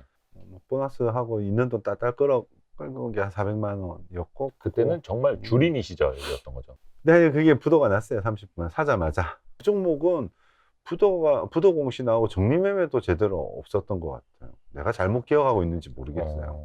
고의 부도를 내고 경매로 회사를 인수하고 공장 뭐 하여튼 이런 스토리. 기존의 오너가 고의 부도를 내고 더 싸게 경매로 자기 회사 지분을 또 인수를 한. 그래서 회장님 댁을 찾아가서 찾아가가지고 이제 주주들은 이제 모아서 이제 그런 상황이길래 네. 이렇게까지 하시면 너무한 거 아니냐 이제 항의하러 찾아간 거지. 매달 며칠 날 토요일 날 주주들 좀 모여봐라. 7명 다 왔더라고. 주주들 7명이. 그 7명은 정말 그 돈 없으면 좀 인생이 힘들어지는 분들. 퇴직금을 전부 다 거기다 넣었다든지 뭐 이런 분들이었어요. 그러니까 뭐 행패 부린다고 처음에 경찰을 부르니 어쩌니 뭐 그러시다가 압구정 현대아파트 80평 좀 잘 사시는 거지. 동네가 그러니까 밑에서 좀 시끄럽게 하니까 도저히 뭐 나쁘거로웠는지 일단 올라와 봐라요. 올라가니까 당신들 깡패냐, 왜 여기 와서 시끄럽게 하냐, 자기가 제일 피해자다. 저번 주에 그 회사에 가서 아드님하고 회의했던 거 캠코더로 다 찍었다. 내막을 알아보려고. 아니 회사가 갑자기 뭐 흑자를 꿰내던 회사가 갑자기 부도가 나니. 그래서 이게 어떻게 된 일인지 싶어서 회사를 막 수소문하고 내가 회사 내용을 수소문하고 월차 내가지고 회사를 찾아갔지. 찾아가서 가니까 뭐 상무라는 분이 계시더라고. 거기 이제 그 아드님이 계셔서 이제 얘기를 하기 시작했는데 그때 이제 캠코더를 들고 왔어. 아니야 내가 찍는다고 하고 허락을 받고 지금 상황이잖아. 회사가 부도 났습니다. 근데 그것도 캠코더 배터리가 없어가지고 한 반밖에 못 찍은. 배터리가 중요한 얘기는 사실 뒤에 있었는데 이렇게 이제 사실은 제가 내용 파악을 쭉 했는데 그 내용의 상당 부분이 이제 아드님 말씀하신 거 캠코더에 담겨 있는데 이거 그러면 언론에 제보하겠다. 그제서야 그럼 어떻게 하면 되겠니? 그러니까 그렇게 지금 하고 계시는 거 다 중단하시고 뭐 하라는. 그랬더니 회장님 딜을 하시더라고. 여기 있는 사람들 돈을 다 해주겠다. 원금을. 지금 생각하면 되게 어리숙했지. 그러니까 나는 400이었는데, 근데 거기 있는 사람들이 돈을 다 합치니까 2억이더라고요. 2억. 그리고 나는 400. 근데 내가 뭐 거기서 내세울 수가 없었어. 거기 많은 사람들 뭐 7, 8천짜리 분들도 계셨고. 웃기지. 부도난 회사의 회장님은 집에 수표 2장 딱 들고 1억짜리 2장 들고 어디 안방 들어가시더니 2억 원을 바로 그 자리에서 들고 나오시다. 이거 하고 이제 더 이상 여기에 대해서 왈가불가 하지 마라. 그래도 이거 너무 이제 좀 그렇잖아. 주주들 대표해서 이제 모아서 갔는데. 다른 주주들한테 미안해서. 좀 오래된 일이니까 얘기하면 좀 나쁘기도 한데 하여튼 그 돈 받아 나왔어요. 근데 그 사람들이 진짜 뭐 우리는 뭐 자기가 원금이 7천이라고 하는데 확인 절차도 없었어 사실은. 솔직한 말. 형님 그럼 원금 한 7억이라 하죠. 그러니까 그럴 거. 그나도 400만 원 내 돈 받았고 거기 있는 사람들은 이제 자기가 뭐 말하는 대로 왜 그렇게 주먹구구식으로 했는지도 모르겠어요. 근데 그때는 뭐 너무 사람을 잘 믿던 시절이기도 하니까. 또 상황이 또 급박하기도 했고 뭐. 예. 그래가지고. 근데 이제 이 이야기를 저는 하는 게 그냥 본인의 어떤 뭐 그냥 아픈 기억 소환 이게 아니라 사실 그 당시는 뭐 주식 고수는 아니었으니까 이해는 갑니다만 누구든지 그런 일을 겪을 수가 있잖아요. 뭐 오스템 임플란트 사건이라든지 뭐 계양정지도 뭐 요즘 횡령 사건들도 많잖아요. 그것도 일개 직원에 의해서 그래서 뭐 거래 정지가 돼 있고 소액주주들은 피눈물을 흘리고 이게 주식 투자를 하다 보면 또 생길 수 있는 어떻게 보면 사고 중에 하나일 수도 있고. 2000년부터 금융이 2010년까지 내가 2011년도인가에 한번 통계를 한번 내본 적이 있는데 그 한 10년 동안 네. 도대체 얼마나 많은 회사가 상장 폐지됐는가. 예. 코스닥만 딱 예를 들면 코스닥이 보통 한 1000개 정도 회사가 있어요. 항상. 요새는 한 1200, 1200여 개 돼요. 그렇게 되나요? 예. 그전에는 코스닥이 한 1000개, 뭐 코스피 한 800개, 그리고 뭐 거북선 1호, 2호 뭐 이런 거 있잖아요. 그런 거 한 200개, 선박투자에서 그래서 한 2000개 정도 있는데, 그래서 사이트에서 해보니까 한 600 몇십 개가 상장 폐지됐더라고. 600 몇십 개 상장 폐지된 거에 거의 95% 이상은 코스닥 얘기예요. 그래서는 조금 달라. 어쨌든. 95% 이상은 적다 누적에 의한 상장 폐지야. 자본 잠시. 다 돈 못 벌어가지고. 근데 그런 회사들이 뭐 한때는 뭐 시총 1조도 넘게 갔다가 근데 지금 1조와 완전히 달라. 그때 지금 같은 그 뭐 한 5조 10조 정도 되겠지. 그렇죠. 그때 1조 가치가 예. 강남 아파트 20 몇 평짜리 한 2, 3억 3억 할 때니까 네. 3, 4억 할 때니까 지금 30억도 넘게 네. 10배 차이 나는 거지. 그러니까 그런 상장 폐지 당하면 나도 뭐 상장 폐지 당한 경험 몇 번 있는데 그런 상장 폐지 당하면 참 진짜 몇 번이나 있어요? 몇 번 있죠. 한두 번이 아니라 한 3, 4번 있는 것 같은데.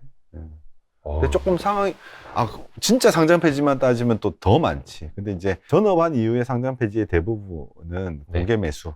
공개 매수. 상장 폐지 좋은 거. 자진상패. 자진상패고. 그건 좋은 거죠. 네, 거의 대부분 좋은 거고. 또 한 번 있어요. 우양 HC라고 예. 소송했고 소송한 이후에 상당 부분 회수는 했는데. 증권 관련 집단 소송으로요? 회사에서 진짜 오래 걸리는데. 네, 그래서 상당 부분 회수했어요. 회사는 자산도 꽤 있고 다른 데서 이제 그러니까 사실상 안전마진 뭐 PBR 순자산 가치 이거 따지는 게 사실은 만약에 그렇게 잘못됐을 때 주주들이 건질 수 있는 게 있다라는 뜻이잖아요. 어쨌든 회사가 돈을 못 벌면 방법은 두 개밖에. 돈을 조달하든지 아니면 망하든지. 자산이 또 되게 많으면 자산을 팔아서 이제 할 수도 있는 거죠. 그래서 뭐 자산만 많다고 좋은 건 사실은 아니고. 그러니까 상장사로서 좋은 거는 이제 자본 조달을 더 빠르게 또 원하는 만큼 할 수 있다는 건데 누적 적자 있는 기업들은 계속해서 조달을 또 해야 되는 거고. 근데 그러다가 조달을 해서 증권신고서를 냈는데 주주들이나 시장에서 참여를 안 해주면 그때부터는 그냥 최악으로 가는 거잖아요. 그렇죠. 이게 막 되게 시장이 좋고 그 주시장이 좋고 이럴 때는 그런 회사들이 자본 조달을 한다고. 잘 되죠. 네, 자본 조달을 하는데 시장이 진짜 어려워지고 그러면 자본 조달이 안 돼요. 그러면 그냥 망하는 거야. 맞아요. 은행들도 그렇잖아요. 뭐 호황일 때는 뭐 대출해가라고 하지만 옛날에 보면 꼭 비 올 때 우산 뺏는다고. 맞아요. 뭐 입맛 돌자 살 떨어진다고. 그 사람이 원래 그런 거거든. 그래서 항상 안전마진은 최악의 상황을 좀 가정을 해야 돼요. 이제 투자 약간 마인드라고 해야 되나? 투자에 대한 자세라고 해야 될까? 약간 형님이 오랫동안 보시기에 뭐 스터디도 많이 하고 좀 주식 좀 배워보고자 한다면서 형님을 찾아오는 사람들도 되게 많을 거 아니에요. 약간 좀, 많았어요. 지금도 많고. 약간 좀 어떤 유형의 사람들이 주식 투자를 잘 하는지 혹은 주식 투자로 돈을 좀 많이 불리던지 약간 이제는 좀 보이지 않나요? 유형으로 사람이. 뭐 그렇지. 아니 근데 이거 조금 케이스 바이 케이스 있어요. 네. 아니 기본적으로는 자기 확신이 강한 사람들, 뭐 열심히 이제 리서치도 하고, 이거 참 뭐라고 딱 집어서 근데 한 5분 정도 얘기하다 보면 대충 이 사람 투자를 잘하겠다 못하겠다 뭐 이런 감이 있긴 한데, 네. 케이스별로 조금 다른 게, 이 사람이 이런 부분이 굉장히 좀 뛰어나구나, 어떤 사람은 이런 부분이 굉장히 뛰어나구나, 뭐 이런 게 있어요. 네. 그리고 운도 따라줘야 되고. 약간 뭐라 해야 될까? 기질이라고 해야 될까? 약간 그런 게 있잖아요. 그래서 나는 이제 기질을 제일 중요하게 여기긴 하는데, 네. 근데 사람마다 그것도 좀 틀린 거. 다 다르죠. 네. 뭐 공격적으로 해서 잘 버는 사람도 있고 신중하게 해서 오랫동안 가서 잘 버는 사람도 있고. 이런 조언을 잘 해요. 네가 어떤 사람인지 스스로 잘 판단해봐라. 굉장히 보수적이고, 어디 뭐 예를 들어 포커 한번 쳐보지 않고 고수도 한번 안 쳐보고 그냥 네. 막 엄청 보수적이고 돈 잃는 거 싫어하는 사람한테 뭐 집중 투자하고 뭐 풀 베팅 하고 레버리 쓰고, 그 사람은 그런 거 못해. 그렇죠. 근데 이런 사람한테는 그렇게 하지만 자꾸 이제 조금만 그래도 야 종목 수를 줄여봐, 뭐 이렇게 이제 조언을 해줄 수 있는 거고. 근데 이제 그런 거 떠나서 어쨌든 네. 그런 스타일을 떠나가지고 기업 가치를 굉장히 따져보려고 노력하는 사람들이 일단 첫 번째 1순위고, 네. 두 번째 또 감이 되게 좋은 사람들이 있어요. 감이 좋은 사람들이 있고, 근데 배팅이 굉장히 또 배팅력이 좋은 사람들이 있어요. 사실 이게 정답은 없죠. 왜냐면 이쪽 케이스에서 되게 이렇게 잘하는 사람이 있고, 네. 또 뭐 이쪽 부분에서 되게 잘하는 사람들이 있고, 딱 그래가지고 예전에는 이 뭔가 이런 사람들만 나는 봤는데, 최근에 보니까 그러지 않은 다양한 사람들도 굉장히 좋은 성과를 또 내는 것 같아서. 저마다의 방법, 자기의 길을 닦은 사람이 또 어떻게 보면 이제 수익을 또 계속 꾸준히 낼 수 있는 것 같고. 그러니까 자기 확신이 엄청 강한 사람이 성공을 하는데, 네. 또 반대로 자기 확신이 엄청 강한 사람이 또 잘 망해. 그것도 있죠. 고집 부리다가. 고집 부리다가. 그러니까 하여튼 근거를 마련하는 게 굉장히 중요한데, 내가 이 회사를 살 때 이만큼의 확신이 있는데, 어떤 사람은 엄청 많이 가져서 확신은 있지만 전혀 배팅을 못하는 사람들도 있고, 뭐 조금 알아보고 막 그냥 다 배팅하는 사람들도 있고. 근데 이제 돈 잘 버는 사람들은 정말 확신의 크기만큼 근거도 충분히 가지려고 노력하고, 내가 이만큼 근거를 가지고 확신을 하기 시작하면 그것만큼 충분히 배팅도 하는 비중을 뭐 이런 사람들이 이제 자산이 잘 풀지. 혹시 요즘에도 그거 컴퓨터 앞에 붙어 있나요? 만초손 겸수익. 컴퓨터 앞은 아니고 오른쪽에. 오른쪽에. 왼쪽에 붙여놔야 되는데 원래 좌우명은. 왜 좌우 그래서 좌우명인가? 왼쪽에 두고 네. 보라는 게 좌우명인데, 네. 오른쪽에 붙여놔. 네네. 붙여놓은 게 액자가 있지. 액자 앞에 또 하나 더 있어 요새는. 뭐가 있어요? 그 버피 누가 선물해가지고, 네네. 버피 사무실에 있는 스트라이크 존 있잖아요. 볼은 거르고 스트라이크 들어오는 것만 되게 쳐라. 유명한 내가 사진, 좋아하는 공. 유명한 사진 있잖아요. 스트라이크 존에 빠따 이렇게 들고 있는 그 사진. 그러니까 모든 공에 다 배트를 휘두를 필요는 없다 이거. 너무 잘 휘둘러서 문제겠네. 다 따라가죠. 이렇게 다 따라가죠. 아니 근데 만초손 겸수익 이건 어떤 뜻이에요? 자만하면 뭐 손실을 부르고, 겸손하면 수익이 온다, 뭐 이런 뜻이 서경에 있는 말인데. 네. 근데 이게 주식 투자뿐만 아니라 이제 인생 살면서도 뭐 요새 트렌드는 너무 겸손한 사람들이 별로 각광받지 않는 시대긴 한데, 약간 또 자기 마케팅을 좀 해야죠. 막 그것도 난 나쁘지 않은데, 네. 근데 이제 시장 앞에서 좀 겸손할 필요가 있어요. 내가 올해 수익을 엄청나게 냈다고 그게 계속 오는 게 아니거든. 근데 여의도 바닥이 그래도 뭐 한 15년 이상 있었는데, 올해 엄청 벌었다가 한 2, 3년 뒤에 보니까 없어진 사람들도 나 많이 봤어요. 그 전에 있던 사무실에서는 뭐 몇천억 벌었다는 사람들도 뭐 1년 그 다음 해에 나와갖고 뭐 그 사무실에 있던 좋은 여자들 내가 우리 사무실 가고 그랬거든. 레버리지 엄청 쓰다가. 그 인간의 욕심이 어디까지 있는지는 모르겠지만 하여튼 뭐 그런 분들도 뭐 심심치 않게 봤어요. 그러니까 잘 벌 때 조심하기도 하고 뭐 네. 주위 사람들한테도 이제 겸손하고 시장에도 겸손하고 뭐 이래야 되는데 그렇다고 제가 엄청 겸손하다는 건 아니에요. 스터디라든지 지금도 이제 막 초보 혹은 조금 투자할 줄 아는 사람이 이제 찾아오면 해주시는 조언들 있잖아요. 항상 빼놓지 않고 하시는 조언. 그 형님이 또 이렇게 젊은 친구들한테 이렇게 막 얘기해 주는 거 좋아하시잖아요. 아니 뭐 기본적으로는 열심히 해라는 건데 아니 그러니까 뭐 국영수 위주로 이제 열심히. 고통 없이 그 얻는 것도 없잖아요. 네. 노페이 노게인. 예? 특히 뭐 직장인들 같으면 직장 일도 해야 되지만 뭐 투자나 다른 것들이 뭐 투잡이라 생각하고 열심히 해라는 게 첫 번째고 두 번째는 이제 열심히 하는 방법 가장 효율적인 게 스터디. 그러니까 스터디를 꾸려서 다른 사람들하고 그 교류하면서 그러니까 스터디를 하라는 얘기 뭐 두 얘기예요. 뭐. 그렇다고 내가 뭐 그 찾아온 사람들한테 계속 무슨 이 종목 사는 저 종목 사는 할 수는 없고 그 두 가지 얘기가 제일 그냥 핵심이지. 약간 후학양성이라고 하는 표현이 너무 거창해지기는 하는데 약간 그래서 막 이렇게 스터디를 결성해 주시는 맞아요. 것도 몇 개 있잖아요. 지금 작년에 이제 스터디를 2개를 내가 만들었어요. 네. 우리 가치투자연구소 뭐 운영자 모임 이래서 뭐 이제 12명 있고 여성 투자 모임을 또 하나 네, 만들고 네. 기존에 내가 또 투자 스터디 하고 있는 것들이 있고 그래서 한 5개 정도 지금 스터디를 하고 있는데 힘들어요.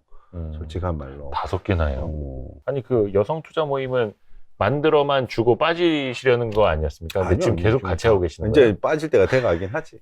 전반적으로. 그 가투소 운전자 모임은 성과 나쁘지 않아요. 지금 한 1년 정도 됐는데 작년 5월에 시작했으니까 그때 지수가 한 3,200 뭐 이렇게 시작했는데 우리 그 포트 내가 정확하게 모르겠는데 뭐 한 30% 가까이 수익이 나 있는 거 보면 지수는 그때보다 한 10% 이상 빠진 것 같은데 포트는 한 30% 가까이 뭐 수익이 나 있는 거 봐서는 꽤 뭐 스터디 잘하고 있고 좋은 선택을 하고 있는 것 같고 여성 투자 모임은 그거보다 좀 못해요. 아무래도 여기는 조금 경력이 투자 경험이 좀 덜하다 보니까 이제 그런 게 있는 것 같고. 네. 근데 그게 쌓이면 결국은 스터디만큼 좋은 방법이 없고. 근데 그 중에서도 치고 나가는 사람이 있고 계속 머물러 있는 사람들이 있잖아요. 그러니까 스터디의 장점이 그런 거지. 예를 들면 10명이서 스터디를 하면 어떤 사람은 정말 멋진 리포트를 쓰고 멋진 리포트를 발표하기도 하고 거기서 뭐 또 자산이 막 치고 나가는 사람도 있고 이걸 보고 배우는 거예요. 그러니까 투자도 가장 쉬운 방법이 벤치마킹인데 네. 잘하는 사람, 그 안에서 이제 잘하는 사람을 보고 배우고 얘가 또 발전하고 네. 얘가 발전하면 또 다른 사람이 이 사람을 보고 또 발전하고 뭐 이렇게 상호 이제 시너지 효과를 일으키면서 스터디가 발전해 나가는 거. 네. 스터디를 하면서 서로 이제 그 뭐 정보도 교환하고 의견도 교환하고 토론도 하고 네가 맞니 내가 맞니 싸우기도 하고 그런 과정에서 점점 성장해 나가는 거지. 왜냐하면 우리나라에 투자 교육이나 경제 교육이랄 게 없거든. 대학 나오고 직장 다녀도 어디 한번 누가 투자 교육, 뭐 경제 교육, 금융 교육 제대로 받아본 사람이 있어요? 그러니까 금융 문맹이라는 표현이 맞을 정도로. 네. 근데 요새 또 유튜브에도 나도 요새 찾아본데 유튜브에 좋은 책들 이제 리뷰해 놓은 것들 뭐 분석해가지고 이제 다 해놓은 것들 이런 거 나 자기 전에 맨날 봐요 요새. 아 그래요? 초심으로 돌아간 것 같아 느낌이. 책 같은 거를 이제 리뷰하는 것들. 그리고 그런 것도 이제 스터디 방에 이렇게 던져주고 이거 꼭 봐. 우리 딸한테도 이제 주고. 이거 조금 다른 얘기인데 중고등학생들이나 이제 젊은 친구들이 경제 교육도 되게 관심 가지고 있는 사람들이 네, 실제로 있거든요. 많아졌어요. 근데 경제 교육이 없어. 과목 자체가 없어. 정규 과목엔 없죠.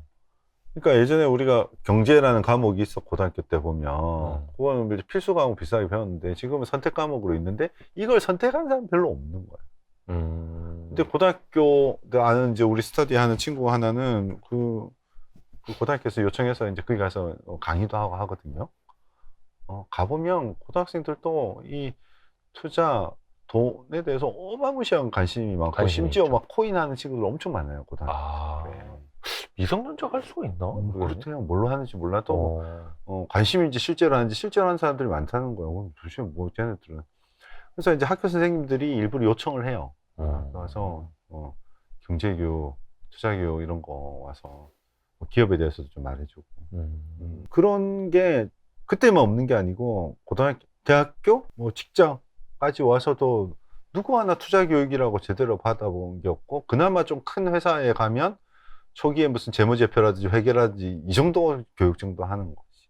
그렇다고 딱히 투자자들이 책을 그렇게 열심히 읽는 것도 아니라 스터디를 해보면 물론 이제 좀 잘하는 애들을 뽑으려고 노력하는데 네. 예, 뽑기 전에 보면 그런 걸 스스로 공부하고 막 그러지 않다니까. 그러니까 그걸 해보면 이거 별거 아닌데도 실력이 이제 금방금방 늘고, 특히 개인 투자자들 전반적으로 이렇게 보면 상당 부분은 너무너무 공부도 안 하고 투자가 뭔지에 대해서도 생각도 안 하고 거의 90% 이상이. 쉽게 그냥 어떻게 한번. 네. 동네에서도 많이 봐요. 내가 이제 투자로 그래도 뭐 돈을 좀 벌었다고 하니까 뭐 사면 돼라고 묻는 사람들이 거의 90%라. 그런 분들한테 방법을 알려드리면 짜증내죠. 그 종목을 던져주지 않은 것이. 아, 그래요? 오.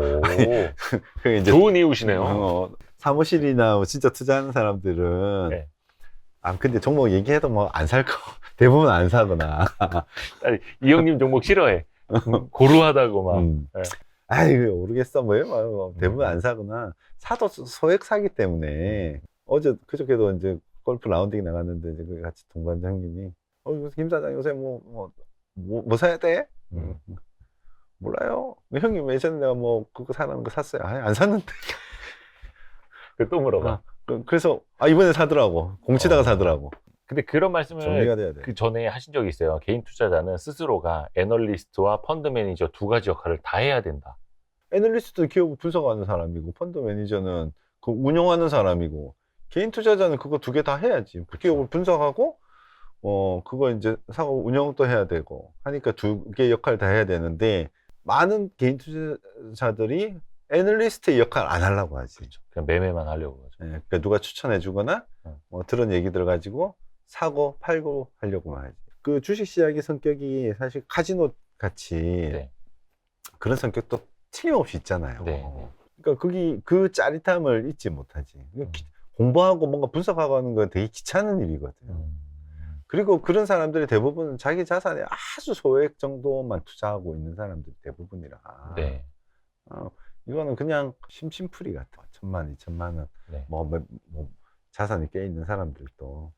막 그런 분들이 있어요. 그냥 하루에 뭐 치킨값 버는 막 이런 걸로 막 게임하듯이 하시는 분들 많아요. 또 그런 분들은 나중에 되더라도 또 계속 10년 뒤에도 그렇게 하고 있고 막 이러다 보니까. 그 소액으로 그렇게 하는 사람 나는 뭐 그렇구나 하고 많은데, 근데 꽤 많은 돈을 투자하면서 전혀 공부하지 않는 사람들도 많아요. 그런 친구들하고는 이제 얘기를 안 하지. 말을 안 섞지. 고등학교 동창회를 2달에 한 번씩 했어요. 네. 한잔 하고 뭐 이런저런 이제 뭐 세상 돌아가는 얘기하고, 그리고 이제 나는 부산에서 올라왔으니까 서울에 올라온 애들은 그나마 그래도 좀 자리를 잘 잡고 있어요. 네. 근데 그 끝날 때쯤 되면 내가 종목을 2개를 얘기하는 시간을 줘. 자, 오늘 태석이 갖고 온 종목 또 발표하는 시간을 가져야 된다. 그 내가 재밌는 얘기가, 얘네들이 내가 와서 그래도 준비해가지고 네. 와서 그 당시 공부했던 거, 그게 한참 공부 열심히 할 때니까 얘기하면 안 사. 아무도 안 사. 별로 섹시한 종목이 아니었나 보죠. 또 섹시하죠. 또 태석이 또 저런 거다 또 자산주다 막 이래요. 그러니까 이게 그냥 친구들 사이 이벤트처럼 재밌는 그냥 시간, 한 5분 10분 되는 시간인데, 짧게. 근데 주식은 잘 안 짧지. 뭐 길게 할 건 아니고 뭐 어쩔 땐 1, 2분 잘 안 써. 그래서 내가 특단의 대책을 하나 어느 날 하나은행이야. 하나금융지주. 하나금융지주. 네. 2만 원 밑으로, 2만 한 몇천 원. 이걸 사라. 야, 친구들아, 집 가진 사람 손 들어봐. 집을 담보로 은행에서 돈을 빌려. 그러면 이자가 한 3% 될 거야. 이걸 다 사. 근데 3년 안에 손실을 만약에 보면 원금, 그 손실분 플러스 은행 이자를 내가 너한테 해줄게. 이익이 나면 나한테 뭐 5% 줘도 되고 10% 줘도 되고 안 줘도 되고 네 마음대로 해. 근데 공표를 했어요. 한 30명 있는 자리에서. 예. 내가 무슨 레버리지나 이런 걸 안 쓰니까. 그리고 내가 되게 신용도가 좋은 사람이거든. 네. 나는 그 친구들이 다 살 줄 알았다? 딱 3명이 샀어요. 근데 이게 2만 한 7, 8천 원 할 때 내가 얘기를 했는데 네. 2만 원까지 떨어지는 거야. 그 3명이 재밌어요. 뭐 3명 다 2만 7, 8천 원에 샀다고 쳐요. 한 명이 2만 원까지, 그 2만 원 밑으로 잠깐 내려갔다 왔는데 네. 2만 원에 팔았더라고. 큰일 났네. 아니 내가 이걸 뭐 해줄 수는 없잖아. 3년이 안 지났으니. 한 6개월밖에 안 지났는데. 네네네. 근데 한 명은 2만 원 찍고 원금이 오니까 팔더라고. 한 명은 나를 끝까지 믿었어. 한 명은 5만 원까지 가져가서 5만 원 몇천 원 배당도 받았고. 네. 한 2년 만에. 그 다음부터 내가 이제 동생 가서 그 얘기를 안 해. 이거 실험을 한번 해보고. 셋 다 주식을 잘 몰라요. 근데 이게 인간의 기질이 이 3명에서 사실은 약간 극단적으로 드러나잖아. 맞아요. 그도 그럴 게, 저도 주변 사람들한테 종목 얘기 잘 안 해주거든요. 저도 종목 얘기 잘 안 물어봐요. 그게 왜냐면 그 종목을 샀을 때 혹시나 떨어지거나 뭐 오르거나 하잖아요. 그러면 내가 뭐라 해야 되나, 내 지식으로 이걸 어떻게 해야 될지 생각을 해야 되는데, 그 사람은 어떻게 생각하고 있을까? 그 사람은 샀을까 팔았을까가 생각나는 거예요. 이 종목을 얘기해 준 사람이 먼저 생각이 나는 거예요. 그럼 저는 그 실패라고 보거든요. 그런 것도 있고, 인간의 본성이 조금 되게 희한한 게, 예를 들어 똑같은 내용을 내가 지금 보고 있어도 직접 내가 회사에 들어가가지고 그 얘기를 내 귀로 듣고 내 눈으로 듣고 내 눈으로 보고 뭐 확인하는 과정이 있는 거하고, 그 갔다 온 사람한테 그 자료를 그대로 받아가지고 똑같은 내용을 숙지했다 해도 회사를 사는 행위가 틀려요. 그리고 보유하는 행위도 틀리고, 자기 눈으로 보고 자기 귀로 듣고 한 종목에 대한 믿음이나 확신이나 베팅이 훨씬 더 강하고. 맞아요. 그러지 않으면 섣불리 이제 그런 거 못하지. 아무리 좋은 기업, 아무리 좋은 종목을 아무리 싸게 샀어도 이게 내 것으로 체득이 되지 않으면 오래 함께 할 수가 없죠. 또 그 과실을 다 누릴 수가 없고. 사람이 원래 좀 그런 것 같아. 이제 자기가 이제 자기 눈으로 보면 더 확신이 생기고. 또 확신이 꼭 좋은 건 아닌데, 네. 때로는 그런 확신이 어느 정도 또 있어야 견디고 뭐 베팅도 더 많이 하고 뭐 그렇게 되는 건데. 그래서 그만큼 또 스터디가 돼 있어야 된다는 이야기도 하고. 혹시 사회 초년생이어도 그렇고 좀 자산이 많지 않은 사람들 있잖아요. 뭐 예를 들면 월급 한 2, 300만 원 받는 사람, 혹은 이제 막 500만 원, 1000만 원 모은 사람들은 좀 어떤 투자를 하면 좋을지 조언을 좀 해주세요. 자기 일을 하지 않으면 네. 절대 부자가 될 수 없다. 우리가 이제 사회 초년기에 투자 공부나 뭔가 열심히 뭔가를 하는 건 네. 짧게 노력을 하고 긴 노후를 편하게 살자. 네. 그러니까 지금 너무 힘들고 그래도 투자의 입장에서 보면 네. 최대한 종잣돈을 모으고 그걸 잘 불리는 기초를 마련하고 이걸 어떻게든 시간을 좀 줄여서 노후를 대비하는 뭐 그런 마음으로 이제 해야지. 너무 재미없는 답이다. 네. 그러니까 최대한 빨리 종잣돈을 모아서 불려나가야 되는 건데. 너무 당연한 얘기지. 그래서 이제 가치 투자를 하라는 말로 이제 귀결이 되는 건데, 그렇죠? 모르겠어. 가치 투자가 이게 가치 투자란 말도 그 가치를 어디에 두느냐에 사람마다 되게 다르잖아요. 네. 성장의 가치를 많이 두는 사람을 가치 투자자가 아니다라고 얘기하기 어렵잖아. 네, 그렇죠. 이게 이제 맞고 틀린 게 아니고 뭐 다른 거고, 가치 투자자들도 어디에다 가치를 둘 거냐, 뭐 더 보수적인 사람들, 더 공격적인 사람들의 차이인 것이. 혹시 얘기한 것 같아서 좀 미안하다. 아니, 뭐 예전에도 그랬어요. 아니, 나도 한마디만 하면, 네. 뭐 저렇게 뻔한 얘기, 재미없는 얘기를 하냐, 뭐 이런 사람들이 되게 지금 아마 이 영상 올라가면 이제 그런 사람들 되게 많을 거예요. 네. 근데 세상 살아가는데 투자도 마찬가지고, 나는 그렇게 생각해요. 내 생각을 얘기하면 뻔한데 답이 있고, 생각보다 진리는 되게 심플하고, 상식적이고, 논리적인 거, 생각보다도 엄청 심플하다.